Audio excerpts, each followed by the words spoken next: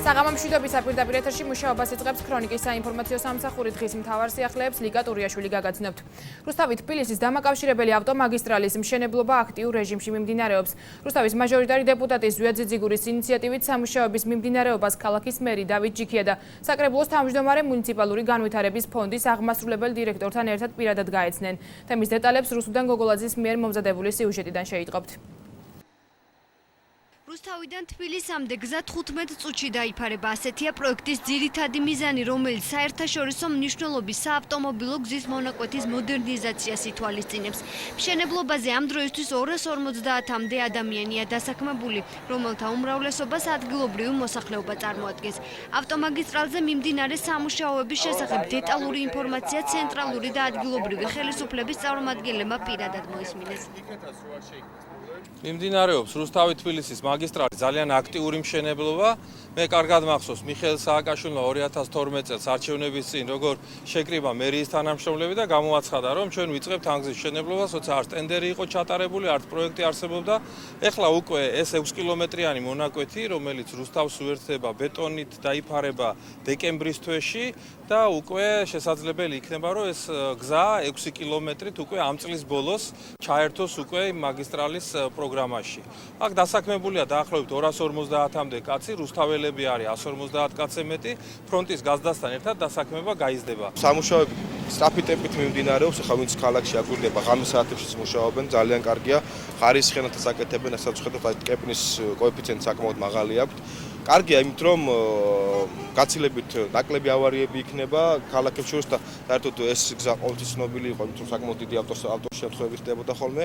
ეს აღმოიფრება ავტომატურად და სიახლე ის არის, რომ ქალაქებს შორის დაკავშირება იქნება გაცილებით მარტივი და კარგი. პროექტი ფინანსდება აზიის განვითარების ბანკის მიერ, ანუ წინასწარ კეთდება ტექნიკურ-ეკონომიკური დასაბუთებულობა ყველა იმ პროექტის, რომელიც შემდეგ უკვე დონორული ორგანიზაციის მიერ ფინანსდება. ანუ ეს პროექტი რომ არ ყოფილიყო ეკონომიკურად, ესე ვთქვათ, მომგებიანი, მაშინ ვერ მოხდებოდა მისი დაფინანსება დონორის მიერ. ტრასის სირთულის გათვალისწინებით საპროექტო ღონისძიებების 3 მონაკვეთად არის დაყოფილი. ამ ეტაპზე სამუშაოები პირველ და მესამე მონაკვეთზე პარალელურ რეჟიმში მიმდინარეობს. ტერიტორიაზე მიწის რკინა, ბეტონის ხიდებისა და სხვა საჭირო ნაგებობების მოწყობის პროცესი ხორციელდება. კონტრაქტის ვადების გათვალისწინებით პროცესის დასრულება უახლოესი 12 თვის განმავლობაში იგეგმება. ჩვენ უფრო ვაღრმავებთ ამ ურთიერთობებით ამ ადამიანებთან შემდგომ კომუნიკაციებს. მე მეტი შემიძლია გითხრათ იმასთან დაკავშირებით, რომ გამომდინარე აქედან ჩვენ ვახერხებთ იმას, რომ ადგილობრივი მუშახელი, მათ შორის რუსთაველებიც არიან დასაქმებულები და ეს მნიშვნელოვანია ჩვენი ქალაქისთვის და მთლიანად რეგიონისთვის. 4-ზოლიანი ავტობანი კეთდება, თვითო მიმართულებით იქნება 11 მეტრის სიგანის გზა. პირველ ლოდზე იგება ასფალტო-ბეტონის საფარი, მესამე ლოდზე იგება ბეტონის საფარი. აზიის განვითარების ბანკში უკვე გადაგზავნილია რუსთავი თბილისის ავტომაგისტრალის მეორე მონაკვეთის პროექტი. სამშენებლო სამუშაოები სატენდერო ღონისძიებების დასრულების შემდეგ დაიწყება. რა პრობლემები აწუხებთ სვანეთიდან ჩამოსახლებულ ეკომიგრანტებს გარდაბნის მუნიციპალიტეტის სოფელ ლემშვენიერაში და როგორ ვითარებაში უწევთ ცხოვრება ადგილობრივებს. ქრონიკის ობიექტივში დახმარების მოლოდინში მყოფი ეკომიგრანტების ერთი ჩვეულებრივი დღე. მესტიის რაიონის სოფელი ადიშიდან ვარ ჩამოსული. ჩემი სოფლიდან წამოსული 7 ოჯახი უკვე დაბრუნდა იქ ადიშში. 7 ოჯახი უკვე დაბრუნდა. იმიტომ რომ არაფრის საშუალება არ ჰქონდათ და იძულებული იყვნენ დაბრუნებული იყვნენ.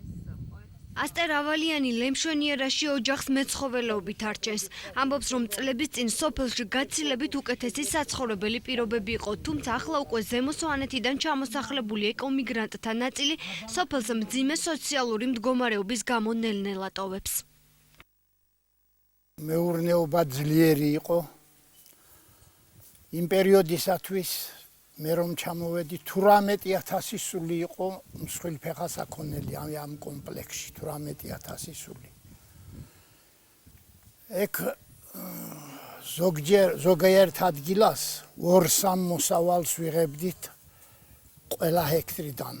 3-ჯერ ითიბებოდა ეს ფართობები, მაგრამ მაშინ იყო წყლით მომარაგება, სარწყავი წყალი იყო. ახლა დღევანდელი სიტუაციით გავიდა წლები საერთოდ არ იყო წყალი.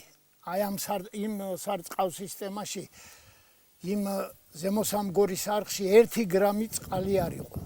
წელს კი გამოუშვეს, მაგრამ მცირე რაოდენობით, იმიტომ რომ იქ არის ადგილი ჩუმატხევი, თუ დიდი რაოდენობით წყალს გამოუშვებენ, ის გაინგრევა და უმისამართოდ მიდის ხევში ის წყალი.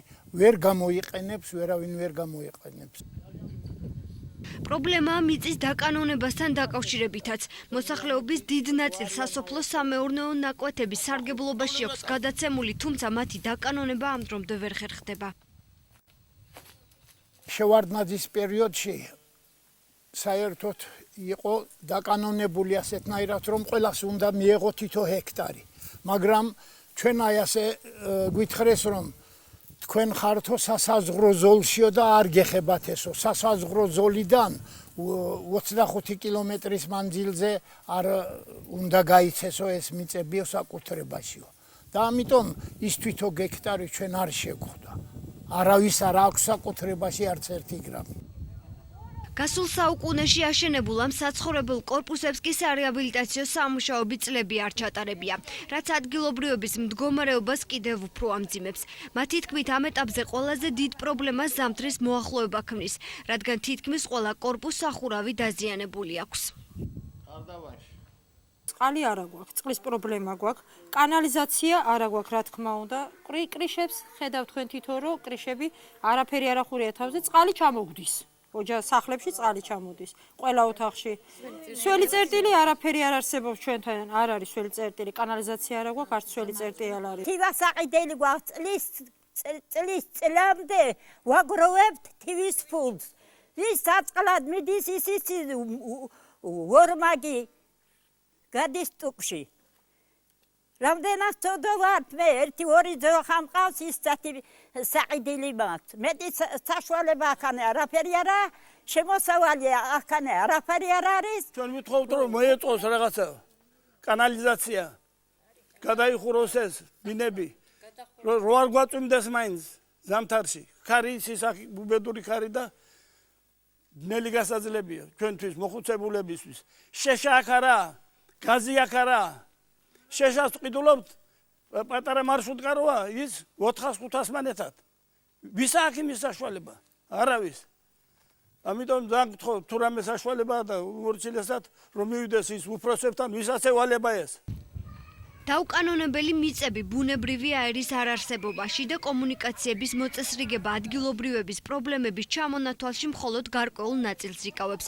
გარდაბნის მუნიციპალიტეტის წარმომადგენელი სოფელ ლემშვენიერაში ვითარების გაუმჯობესებასთან დაკავშირებით ამ შინაარსის კომენტარს აკეთებს. გადავიდა ეს მიწები ეკონომიკის სამინისტროზე, რადგანაც ეს დაკანონებული არ ქონდა მოსახლეობას.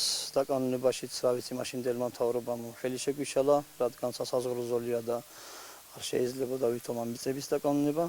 გადავიდა ყველაფერი ეკონომიკის ბალანსზე, რაც არის დარჩენილი ახლა სახელმწიფო ბალანსზე ეს მიწები 1700 ჰექტრამდე არის დარჩენილი და აი ეს როგორმე დავეხმაროთ ხალხს, რომ უკანონებს და ვიცი მიმდინარეობს ახლა მოლაპარაკებები, მუშაობა იმის თაობაზე, რომ როგორმე ხალხისკენ შემოაბრუნოს ეს მიწა და ხალხს დაუკანონოთ ეს მიწები.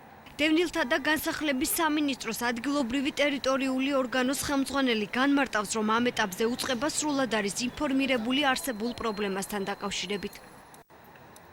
უმეტესად ამ ემიგრანტებს ადრე ჰქონდათ ეს სახლები ნაყიდი და დროთა განმავლობაში სახლები დაზიანდა. ჩვენ აღვწერეთ ეს სახლები და გადავეცით დევნილთა სამინისტროს და შესაბამის ორგანოების განიხილავენ ამ იმას და დადებითი პასუხის შემთხვევაში გავარემონტებათ მათ ეს სახლები.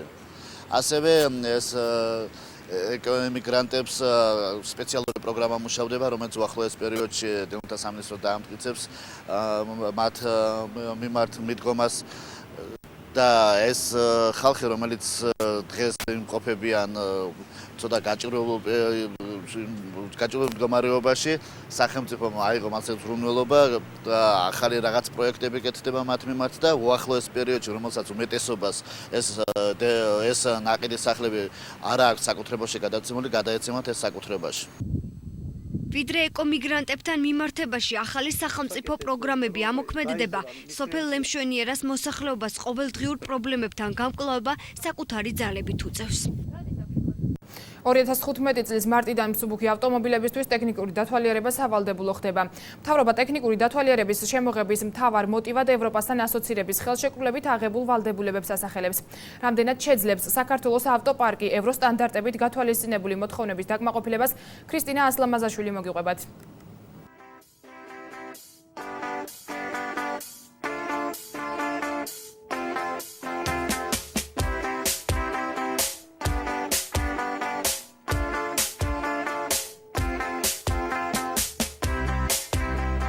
ეს ქეთის ავტომობილია 1996 წელს გამოშვებული Opel Corsa. ამბობს, რომ მანქანა კარგად დადის, ძრავი ნორმალურად მუშაობს. ეკონომიური აქვს მეორადი საბურავები და დაზიანების დროსაც მეორად ნაწილებს მოიხმარს. ამ მანქანით უკვე 5 წელია დადის, თუმცა მისი ტექნიკური მახასიათებლების შესახებ ბევრი რამ არ გაიგება. არც ის იცის ერთგული ავტომობილი 2015 წლის მარტშიც ეყოლება თუ გაჩერება მოუწევს. სულ ერთად ვართ, მე 5 წელია ეხა უკვე და ერთგულად დავყავარ პირველ რიგში, რაც მთავარია. არ მაბრაზებს, კარგად დადის. მეც უფრთხილდები და თვითონაც არ ჩერდება შუაგზაში და დადის კარგად. თავის ფუნქციას ასრულებს. არ ჭირდება ხშირ-ხშირად რაღაც ტექნიკური პრობლემების ზეთის შეცვლა, ან რაიმე სხვა მსგავსი პრობლემები ჯერ არ გქონია ძრავასთან დაკავშირებით ან სხვა. უბრალოდ დრო ვამოწმებ ხოლმე და ეგ არის. ეს ტექნიკური დათვალიერება უკვე აღარ მომწონს, იმიტომ რომ მაინც ძველია მანქანა და რაც არ უნდა იყოს, შეიძლება გამოჩნდეს რაღაცები, რის გამოც ვერ გაიაროს და გაჩერება მომიწიოს. ახლის ყიდვა კი ჯერჯერობით არ შემიძლია. ქეთის მსგავსად ეს კითხვა ყველა იმ ქართველ მძღოლს აქვს, ვინც საკუთარი ავტომობილის ტექნიკურ გამართულობაში დარწმუნებული არ არის, რადგან მომავალი წლის მარტიდან საქართველოში მსუბუქი ავტომობილების ტექნიკური დათვალიერება სავალდებულო ხდება. დადებითი მხარეები თავისთავად ექნება. მოისპობა ძველი მანქანები თუ სამართლიანად იქნება, აი რომელიც ქუჩაში არ უნდა დადიოდეს. რამდენად ძვირი იქნება და იაფი მაგას ვერ გეტყვით. ხელმისაწვდომი თუ იქნება და გააჩნია რომელი წლის მანქანებზე იმოქმედებს. კარგია, მაგრამ ზოგიერთი შესაძლებლობაც არ აქვს, რომ ტექნიკურად გამართული მანქანები იყიდოს და ოჯახს ბევრი გაუმართავი მანქანით არჩეს ტაქსოები. მსუბუქ ავტომობილებზე სავალდებულო ტექდათვალიერების გაუქმება 2004 წელს მიხეილ სააკაშვილის ინიციატივით მოხდა. მიზეზად სისტემაში არსებული კორუფცია დასახელდა. აღარ მოთხოვთ არც ტექდათვალიერებებს, არც სავალდებულო დაზღვევას. აი როცა დავწმუნდებით, რომ კორუფცია ნამდვილად აღარ არის, ხალხს უფრო მეტი საშუალება იქნება მაგ დროისთვის, რომ გადაიხადოს. მე ხელახლა აღვადგა. ახალმა მთავრობამ კი ავტომანქანების ტესტირების აღდგენის მთავარ მოტივად ევროპასთან ასოცირების ხელშეკრულებით გათვალისწინებული ვალდებულებები დაასახელა. შინაგან საქმეთა სამინისტროს მიერ გამოქვეყნებული ბოლო სტატისტიკის მიხედვით, საქართველოში 2012 წლის მონაცემებით გამოშვების წლების მიხედვით ჭარბობენ 20 წელზე მეტი და 11-დან 20 წლის შუალედში მყოფი ავტომობილები. ამ ფონზე რამდენად შეძლებს საქართველოს ავტოპარკი 44 პუნქტიანი მოთხოვნების დაკმაყოფილებას ოდნავ ბუნდოვანია. ის რასაც ევროსტანდარტი ქვია და უმაღლესი დონე ქვია. დღეისათვის ეს არავისთვის დასამალი არ არის, ავტოპარკი გასაახლებელია, თუმცა აი ამ სიტუაციაშიც ჩემი აზრით აუცილებელია გაკეთება ტექდათვალიერების, ვინაიდან არის მანქანები თქვენს ხშირად შეხვედრიათ, რომ შენ მოდიხარ ნორმალურად შეიძლება გამართული მანქანით, მე არ ვლაპარაკობ იმას, რატო ყავს გლახა ყველას უნდა რომ კარგი მანქანა ყავდეს, მაგრამ არის 20-25 წლის მანქანებია. შეიძლება რამე ისეთი მოძრეს, რომ თავის დაიყო შენს დაგაზიანოს. ანუ ელემენტარულ მოთხოვნებს მაინც უნდა აკმაყოფილებს გზაზე გამავალი მანქანა. იგივე მგზავრი გადაყავს, ხო? ელემენტარული მოთხოვნა რა არის? რომ უნდა კონდეს მუხრუჭები, უნდა კონდეს აუცილებლად რულის კუთხე უნდა იყოს, საჭის კუთხე უნდა იყოს, გაზომელი უნდა იყოს, სავალი ნაწილები ისეთ მდგომარეობაში, რომ გზაში არ დაიშალოს მანქანა. უკვე ცნობილია ტექნიკური დათვალიერების ღირებულებაც. ის 48 ლარით განისაზღვრა, მაგრამ საქართველოს ავტოპარკის ტექნიკური მდგომარეობის გათვალისწინებით მძღოლების უმეტესობას მანქანის წესრიგში მოყვანა გაცილებით ძვირი დაუჯდება. საბჭოთა მანქანები ევროსტანდარტებით არ შეფასდებიან და მათი შემოწმებისას მთავარი მახასიათებელი გამოშვების თარიღი იქნება. თუმცა ქართველი მძღოლების უმეტესობა ტექნიკური დათვალიერების სირთულეებზე მაინც საუბრობს. საქართველოში ავტომობილების უმეტესობას კატალიზატორი არ აქვს, რაც ახალი რეგულაციის ამოქმედებასთან ერთად ერთ-ერთი მთავარი მოთხოვნა იქნება. 100% საქართველოში არის 98% სულ ძველი მანქანები. გადასულია ხალხი ტაქსაობაზე და იმის გულზე რომ 2 ლარი შეიტანო პურის ფული და საიდან იყიდოს კატალიზატორი თუ ახალი მანქანა საიდან შეიძინა. ვეთახმები რასაკვირველია ტრანსპორტში ახლა განსაკუთრებით ახალგაზრდები ისეთი გაუმართავი მანქანები დადიან. აი შეიძლება მაგალითად რომ ბამპერები არ აღქონდეს მანქანებს და ტაქსებად მუშაობდნენ. ტექნიკურად ის უკვე აღარ არის მანქანა და ტაქსად ხალხს კიდე ემსახურება. ქეთის ავტომობილის ტექნიკური დათვალიერების პროცესს 20 წუთი დასჭირდა. ავტომობილი გარეგნულად დაათვალიერეს, გაზომვის გამონაბოლქვის მოცულობა და დასაშვებ ნორმას შეადარეს. შემოწმდა მუხრუჭებით, სანათი ხელსაწყოები და ყველა ის კვანძი, რომელიც საფრთხეს პრაქტიკულად გამორიცხავს. ამ ყველაფერში 58 ლარის გადახდის შემდეგ აღმოჩნდა, რომ მანქანამ ტექნიკური დათვალიერება ამ ეტაპზე ვერ გაიარა. სამუხრუჭე სისტემის უვარგისობის გამო მანქანა ტესტირება ვერ გაიარა. პრემიერ-მინისტრი ორდღიანი ოფიციალური ვიზიტით არაბთა გაერთიანებულ საემიროებს ეწვია. ირაკლი ღარიბაშვილმა პირველი ოფიციალური შეხვედრა პრემიერ-მინისტრის მოადგილესთან გამართა. შეიხმა ირაკლი ღარიბაშვილს ვიზიტისთვის მადლობა გადაუხადა და იმედი გამოთქვა, რომ ეს ვიზიტი საქართველოსა და არაბთა გაერთიანებულ საემიროებს შორის ურთიერთობის კიდევ უფრო გაღრმავების საწინდარი იქნება. საქართველოს დელეგაცია გაერთიანებულ საემიროებში გაფართოებული შემადგენლობით იმყოფება.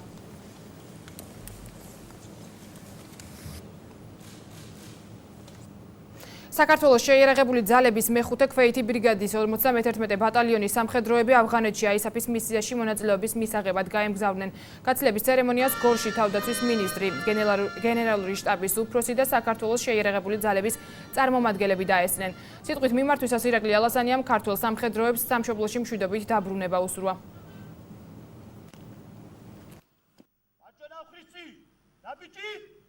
ჯარისკაცებო ცხოვრების წესების პირველად იქნებიან მისიაში, ამიტომაც ეს კიდევ უფრო მეტ პასუხისმგებლობას ადევს და აძლევს ხელმძღვანელობას, მეთაურებს ადგილზე. დავიარეთ მომზადება, მისიაში უნდა მივიღოთ მონაწილეობა. ეს რა თქმა უნდა უპირველეს ყოვლისა არის იმისთვის უფრო მეტად საჭირო, რომ ჩვენ ქვეყანა შირდება და ყველანაირად მზად ვართ ჩვენი მთლიანი ქვედანაყოფი, რომ შევასრულოთ დაკისრებული მოვალეობა. უკრაინის სასოფლო-სამეურნეო პოლიტიკისა და სურსათის მინისტრი იგორ შვაიკა ოთარ დანელიას ოფიციალური მოწვევით საქართველოში იმყოფებოდა. შეხვედრაზე მინისტრებმა სოფლის მეურნეობის სფეროში ორმხრივი თანამშრომლობის გაფართოების შესაძლებლობები განიხილეს. მხარეებმა აღნიშნეს, რომ ორ ქვეყანას შორის სოფლის მეურნეობის სფეროში სტაბილური თანამშრომლობა ორივე ქვეყნის ეკონომიკის წინსვლაზე უნდა აისახოს. შეხვედრაზე იგორ შვაიკამ ხაზგასმით კიდევ ერთხელ აღნიშნა, რომ საქართველოსთან აგრარულ სექტორში თანამშრომლობა უკრაინელი მხარისთვის პრიორიტეტულია. ჩემი კოლეგის უკრაინის სოფლმეურნეობის მინისტრის ვიზიტი გახლავთ ძირითადი მიზეზით დღევანდელი შეხვედრის ბატონ იგორ შვაიკას ხელმძღვანელობით ჩამოსული დელეგაცია, რომელზეც ჩვენ უკვე გვქონდა ძალიან შინაარსიანი შეხვედრა. ეს გახლავთ ბიზნეს ფორუმი, სადაც ქართველ და უკრაინელ ბიზნესმენებს ეძლევა შესაძლებლობა შეხვდნენ, გასულონ კონტაქტები და ამბარონ ურთიერთობა და ბუნებრივია, როგორც ქართული, ისე უკრაინული სახელმწიფოები ამ პროცესს ხელშეუწყობენ.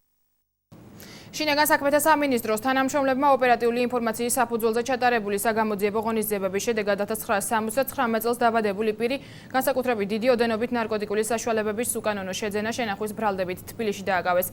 სამართალდამცველებმა დაკავებული საცხოვრებელი ბინის ჩხრეკისას 265 აბის უბოტექსი ამოიღეს. გამოძიება განსაკუთრებით დიდი ოდენობით ნარკოტიკული საშუალების უკანონო შეძენა შენახვის ფაქტზე მიმდინარეობს. თბილისში დავაკავეთ ერთი პირი, რომლის საცხოვრებელი ბინის ჩხრეკისას 265 აბის უბოტექსი ამოვიღეთ. გამოძიება განსაკუთრებით დიდი ოდენობით ნარკოტიკული საშუალების უკანონო შეძენა შენახვის ფაქტზე მიმდინარეობს. ქრონიკა პირდაპირ ეთერში კულტურის სიახლეებით განაგრძობს მუშაობას.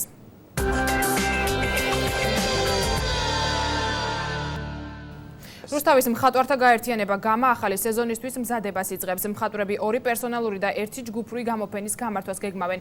გაერთიანების ხელმძღვანელის დავით ფიცხელაურის თქმით, სეზონის პირველი გამოფენა ოქტომბრის თვეში გიგა ლორთქიფანიძის სახელობის თეატრში გაიმართება. სამ გამოფენას ვაწყობთ, ორი პერსონალური იქნება, ერთი ჯგუფური. აქედან ამ პერსონალებში შედის 3 ადამიანი თითოეულ პერსონალურ გამოფენაზე. პირველი, ესე იგი, ოქტომბრიდან ხსნით სეზონს. აქ გამოყენებით ხელოვნების ცოდნები, გია ჭიჭიაშვილი, თემური ქურციკიძის და დილარ ჯოხაძის გამოფენა. შემდეგში ნოემბერში მოხდება კიდევ ერთი პერსონალური იგივე სისტემით, იქნება ფერწერა. არქეოლოგებმა და რუსთავის ისტორიული მუზეუმის თანამშრომლებმა ორთვიანი პაუზის შემდეგ რუსთავის მე-19 საუკუნის ისტორიულ ციხეზე არქეოლოგიური ექსპედიცია განაახლეს. პირველ ეტაპზე ექსპედიციის მონაწილეებმა აღნიშნულ ტერიტორიაზე არქეოლოგიურ მასალებთან ერთად წყლის მომარაგების სისტემა აღმოაჩინეს. ამ დროისთვის ჭის გასუფთავების პროცესი მიმდინარეობს. სამომავლოდ კი ციხის ოთახების შესწავლა იგეგმება. არქეოლოგიური ექსპედიცია რუსთავის ციხეზე 2 თვის მანძილზე გაგრძელდება. დღემდე შესწავლილი იყო ის მხოლოდ ნაწილობრივ და მე-12-13 საუკუნეების ფენები იყო მხოლოდ გამოვლენილი და წელს ჩვენ გავაგრძელეთ მისი უფრო ადრეული ფენების, კერძოდ მე-19 საუკუნეების შესწავლა. ქრონიკაში სპორტის სიახლეების დროა.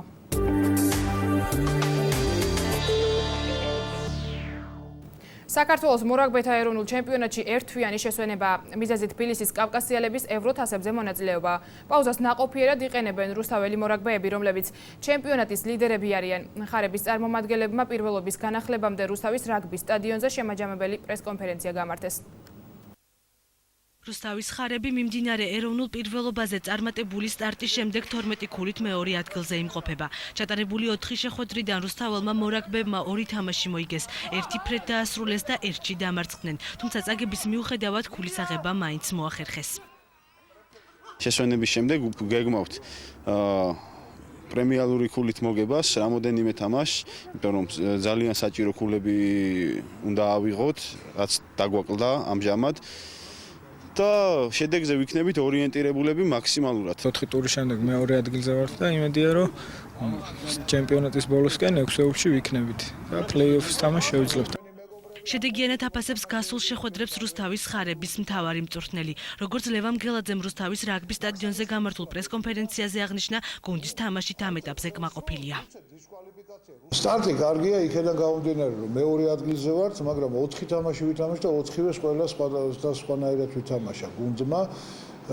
როგორც მთავარი მწვრთნელი ვიტყვი იმას, რომ 2 თამაში იყო ის მაქსიმალური შემადგენლობა, რომელიც ჩვენ გვინდოდა, მე ლელოსთან გაგვმოგვაქვს 3 მოთამაშე, ძირითადი მოთამაშე 4 წავიდა ნაკრებში და 3 ძირითადი იყო ჩვენ გუნდიდან. ამან იმოქმედა კიდევაც გუნდის შემადგენლობაზე რაღაც მოხდა ტაქტიკური გადანაცვლებები მოთამაშეების და ბათუმთან კიდე პრობლემები ჰქონდა ტრამვების გამო და 3 მოთამაშემა ვერ მიიღო მონაწილეობა ამ თამაშებში. ჟურნალისტებთან შეხვედრის დროს ლევან გელაძემ საჯობასთან დაკავშირებულ პრობლემებზეც ისაუბრა და გულშემატკივრებს მაქსიმალური თავშეკავებისკენ მოუწოდა. პრესკონფერენციაზე ვრცლად განიხილეს ასევე ხარები ბათუმის თამაშის დასრულების შემდეგ მომხდარი ინციდენტი, რომლის დროსაც რუსთაველმა კომაგებმა მთავარ მსაჯ-სიტყვიერი შეურაცხყოფა მიაყენეს. 10 მატჩიანი დისკვალიფიკაციის გამო ვერ დაეხმარება რუსთავის ხარებს ზვია დესარტია. სადისციპლინო კომიტეტის გადაწყვეტილება ბათუმი ხარების თამაშის დროს მომხდარ ინციდენტს მოყვა. რუსთაველი მოთამაშე გააგდეს საჯის სიტყვის შეურაცხყოფისათვის და ეს სადისციპლინოში პირდაპირ არის მითითებული მეორე თავის მეორე მუხლი ასეთი საჯის სიტყვის შეურაცხყოფა იჯება 10 თამაშით და გუნდი იჯება 1000 ლარის ოდენობით. მინდა მოუწოდო რუსთაველ კომაგებს რომ იყვნენ მაქსიმალურად თავშეკავებულები და არანაირი აგრესია არ გამოხატონ მატჩის მიმდინარეობის დროს, ვინაიდან რაგბი არის სულ სხვა თამაში და აქ ყველა უნდა იყოს ერთმანეთთან მეგობრულად. საქართველოს მორაგბეთა ეროვნული ჩემპიონატი 4 ოქტომბერს განახლდება. რუსთაველთა მეტოქე თბილისის TBS-ი იქნება. საქართველოს ეროვნულ ჩემპიონატში ხვალ მე-4 ტურის გადადებული მატჩები გაიმართება. რუსთავის მეტალურგი საჩხერის ჩიხურას დაუპირისპირდება. თამაში სოფელ ივანწმინდაში ცენტრალურ სტადიონზე 16 საათზე დაიწყება. ხვალინდელ მატჩს რუსთაველი ფეხბურთელები სრულ მზადყოფნაში ხვდებიან. მეტალურგი დინამოსთან მოპოვებული გამარჯვების შემდეგ მორიგი ქულების აღებას გეგმავს. ჩვენს მიმართ კიდევ უფრო მობილიზებული გუნდები გამოვლენ, თავისთავად უკვე ეს ბიჭები დააფასეს და ძალიან რთული თამაშები გვექნება. ჩვენთვის ყველა ქულას გადამწყვეტი მნიშვნელობა აქვს, ეს იქნება გასვლით მატჩი, ეს იქნება სახში, იმიტომ ჯერ ახალგაზრდობიდან გამომდინარე შეიძლება არ იყოს სტაბილურობა და მთლიანობაში ბიჭები ძალიან მობილიზებული ხდებიან ხვალ. ქრონიკა პირდაპირ ეთერში უცხოეთის სიახლეებით ბრუნდება. ნატოს კოალიციური ჯარების სულ მცირე სამი სამხედრო დაიღუპა აფეთქების შედეგად ამერიკის შეერთებული შტატების საელჩოსთან ახლოს ავღანეთის დედაქალაქ ქაბულში. დაშავებულია 16 მშვიდობიანი მოქალაქეც. ადგილობრივი პოლიციის განცხადებით თვითმკვლელი ტერორისტი უცხოელი სამხედროების კოლონას მანქანით შეეჯახა. მომხდარზე პასუხისმგებლობა თალიბანის დაჯგუფებამ აიღო. ტაილანდში ბრიტანელი ტურისტები მოკლეს 2 ადამიანის ცხედარს სამართალდამცველებმა სანაპიროზე მიაგნეს. პოლიციამ კარავით იპოვა, სადაც სისხლის კვალია აღმოჩენილი. წინასწარი ინფორმაციით დაღუპულები სწორედ კარავში ათენებდნენ ღამეს. მსხვერპლთა ვინაობა ცნობილი არ არის, ასევე უცნობია მკვლელობის მოტივი. გამოძიების ცნობით მკვლელები ამ დრომდე კუნძულზე იმყოფებიან. სტიქია მექსიკაში სანაპიროს ქარიშხალი ოდილე დაატყდა თავს, განადგურებულია ინფრასტრუქტურა. რეგიონს ელექტროენერგიის მიწოდება შეუწყდა. ქარიშხალი ქვეყნის იმ ნაწილს დაატყდა, რომელიც ტურისტებისთვის ყველაზე მიმზიდველია.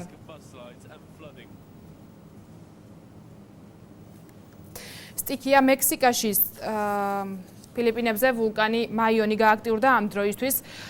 კრატერიდან კვამლია მოდის, ასევე დაფიქსირდა რამდენიმე მიწისქვეშა ბიძგი ვულკანის ახლოს მდებარე დასახლებული პუნქტებიდან მოსახლეობის ევაკუაცია მიმდინარეობს. საკუთარი სახლი უკვე 12,000 ადამიანმა დატოვა. ყველა მათგანი დროებით საცხოვრებელშია გადაყვანილი.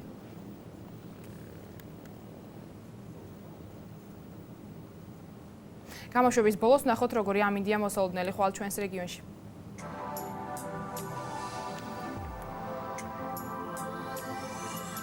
წალკაში ნავარაუდავია დღისით +27, ღამით +16 გრადუსი სითბოთ. თეთრწყარში დღისით 27, ღამით 16 გრადუსამდე გათბება ჰაერი.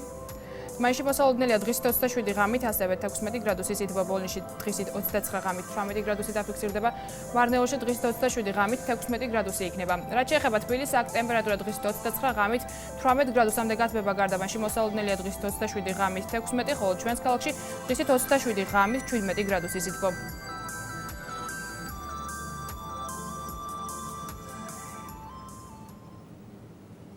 ეს იყო ამ დროისთვის ბოლო ინფორმაცია, ქრონიკა ამით დასრულებულია. მე მომავალ შეხვედრამდე გემშვიდობებით, ნახვამდის.